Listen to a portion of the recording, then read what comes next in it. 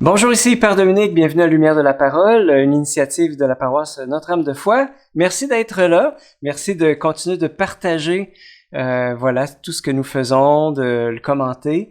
Alors, ça permet de faire connaître notre initiative. Merci à vous. On se met aujourd'hui à l'écoute des Actes des Apôtres qui figurent en première lecture de la liturgie aujourd'hui. En ces jours-là, l'ange du Seigneur adressa la parole à Philippe en disant: Mets-toi en marche en direction du sud, prends la route qui descend de Jérusalem à Gaza, elle est déserte. Philippe se mit en marche. Or, un Éthiopien, l'eunuque, haut fonctionnaire de Candace, la reine d'Éthiopie, et administrateur de tous ses trésors, était venu à Jérusalem pour adorer. Il en revenait, assis sur son char, il lisait le prophète Isaïe. L'Esprit dit à Philippe: approche et rejoins ce char.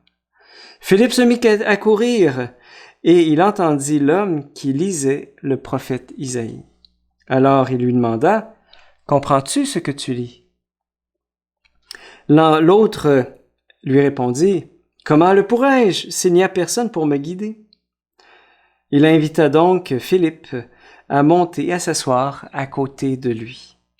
Le passage de l'Écriture qu'il lisait était celui-ci: comme une brebis, il fut conduit à l'abattoir. Comme un agneau muet devant les tondeurs, il n'ouvre pas la bouche. Dans son humiliation, il n'a pas obtenu justice. Sa descendance, qui en parlera? Car sa vie est retranchée de la terre. Prenant la parole, l'eunuque dit à Philippe: dis-moi, je t'en prie, de qui le prophète parle-t-il? De lui-même ou bien d'un autre? Alors Philippe prit la parole. Et à partir de ce passage de l'Écriture, il lui annonça la bonne nouvelle de Jésus. Comme ils poursuivaient leur route, ils arrivèrent à un point d'eau, et l'eunuque dit: voici de l'eau, qu'est-ce qui empêche que je sois baptisé? Il fit arrêter le char, il descendit de l'eau, ils descendirent dans l'eau tous les deux, et Philippe baptisa l'eunuque.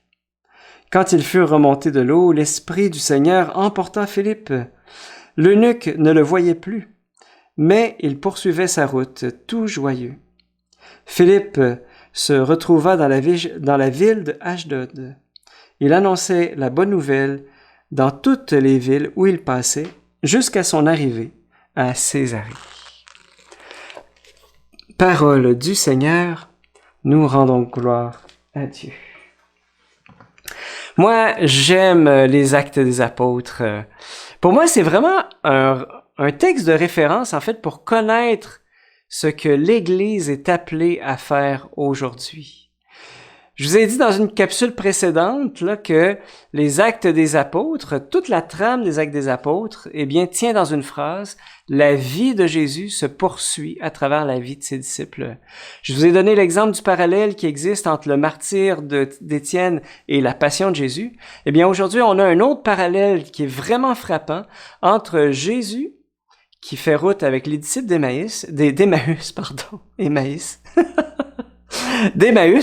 et Philippe le diacre, que l'on retrouve aussi dans l'évangile de Saint Luc au chapitre 24, les disciples d'Emmaüs, puis le passage des Actes qu'on vient d'entendre. Alors Philippe est poussé par l'Esprit Saint pour faire route avec l'eunuque, donc tout comme Jésus avait fait route avec les disciples d'Emmaüs. L'homme dans le char cherche la signification d'un texte d'Isaïe, donc le serviteur souffrant, tout comme les disciples, en fait, cherchent à comprendre, quand ils font route avec Jésus, ils cherchent à comprendre le sens des événements de la Passion. Et c'est à partir de ce texte de la parole de Dieu que Philippe lui annonce la bonne nouvelle de Jésus, de la même manière que Jésus, lui, partant de Moïse et des prophètes, interpréta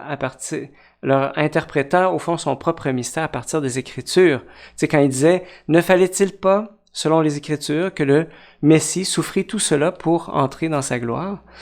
Alors, il y a donc un dialogue dans les deux cas autour de la parole de Dieu.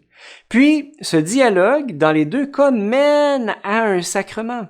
Dans le cas des disciples d'Emmaüs, eh bien, le dialogue mène à l'Eucharistie, à la fraction du pain. Ici, avec Philippe et l'eunuque, eh bien, le dialogue mène au baptême. Donc, et après la fraction du pain, Jésus disparaît à leurs yeux. Ici, avec Philippe, eh bien, après le baptême, eh bien, Philippe disparaît aussi, l'Esprit Saint, eh bien, l'emportant dans la ville d'Ashdod. Alors, c'est beau, hein, de voir le parallèle entre les deux. Moi, j'aime tellement la parole de Dieu à cause, justement, des liens que l'on peut faire comme ça. Mais plus profondément encore, outre, je dirais, l'intelligence de la parole de Dieu, eh bien, ça vient confirmer que la vie du maître se poursuit dans la vie des disciples. Un disciple bien formé devient comme son maître. C'est ce que Saint Luc a vraiment voulu nous dire. Et ça, hier, comme aujourd'hui. Pour Étienne et Philippe, comme pour toi et pour moi. C'est vraiment ça.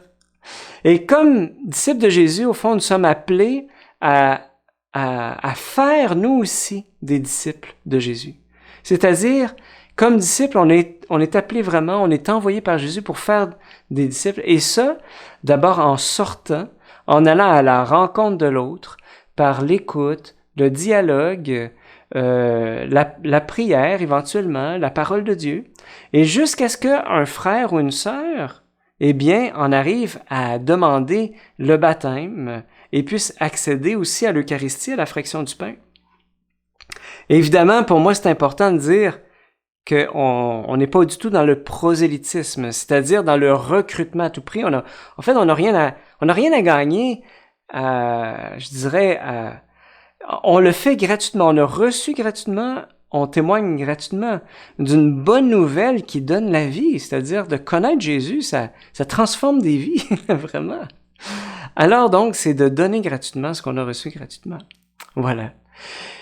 Donc, je te pose la question à toi comme à moi, est-ce que ça m'est déjà arrivé d'avoir un dialogue comme celui-là avec quelqu'un, comme Philippe avec l'eunuque, comme Jésus avec les disciples d'Emmaüs? Tu sais, un dialogue profond avec quelqu'un qui se pose des questions de fond, des questions existentielles. Voilà. Où est-ce que ça nous est amené? Ça nous est arrivé à un moment donné d'aboutir sur la question de Dieu. Où est-ce que tu as donné ton témoignage de vie? Pourquoi tu crois en Dieu? Pourquoi tu crois en Jésus? Etc. D'annoncer la parole. Peut-être que ce dialogue a amené une personne vers un sacrement. Tu sais, soit le baptême, soit par exemple le sacrement du pardon, soit ou quelqu'un qui a fait l'Eucharistie, la confirmation, je sais pas. Voilà. Alors, demandons au fond à l'Esprit Saint de réaliser en fait qu'on est vraiment missionnaire aujourd'hui, on est vraiment disciples de Jésus, la vie de Jésus se poursuit à travers nous. Voilà. Et que nous sommes appelés à porter du fruit, comme Jésus avait dit, ce qui fait la gloire de mon Père, c'est que vous soyez pour moi les disciples et que vous portiez beaucoup de fruits. C'était Père Dominique. Je demande vraiment au Seigneur de vous bénir avec toute sa tendresse, tout son amour, au nom du Père, du Fils et du Saint-Esprit. On se dit à demain. Bye bye.